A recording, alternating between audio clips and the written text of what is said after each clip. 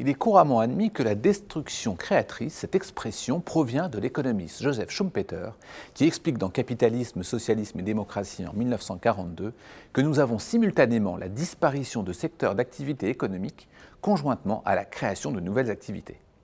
Cette notion est essentiellement utilisée pour expliquer les mécanismes de l'innovation et plus particulièrement pour souligner que l'innovation est bien la création de valeur par une nouvelle offre ou une nouvelle façon de faire, au prix de la destruction des méthodes des offres précédentes.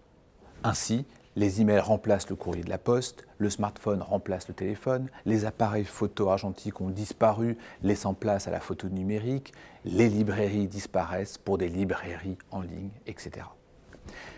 Pour autant, la première formulation de destruction créatrice vient d'un autre économiste, Werner Sombart, dont s'inspire Schumpeter, tout comme il se fait écho des idées de Nietzsche. Le philosophe allemand développe un certain nombre de propositions autour de la volonté de puissance, qui peut faire de l'individu, par sa motivation, un surhomme. C'est-à-dire quelqu'un qui veut s'élever de la masse, un individu qui veut changer les règles, créer ses propres lois. En reprenant ces thèmes, Schumpeter caractérise l'innovateur qui détruit pour créer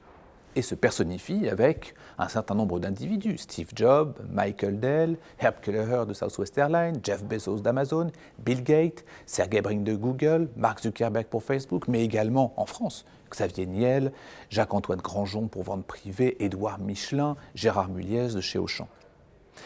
Il semble déterminant de comprendre l'ensemble de ces mécanismes à la fois économiques, managériaux et philosophiques, qui constituent en fait les structures ontologiques des innovateurs et qui irriguent la pensée de notre monde moderne, également avec des figures aussi disparates que Ayn Rand ou Ray Kurzweil de la Singularity University par exemple. Il y a nécessité de s'interroger sur ses propres capacités à l'innovation et d'établir quels sont ces moteurs intrinsèques nécessaires permettant d'innover ou, le cas échéant, comment les repérer.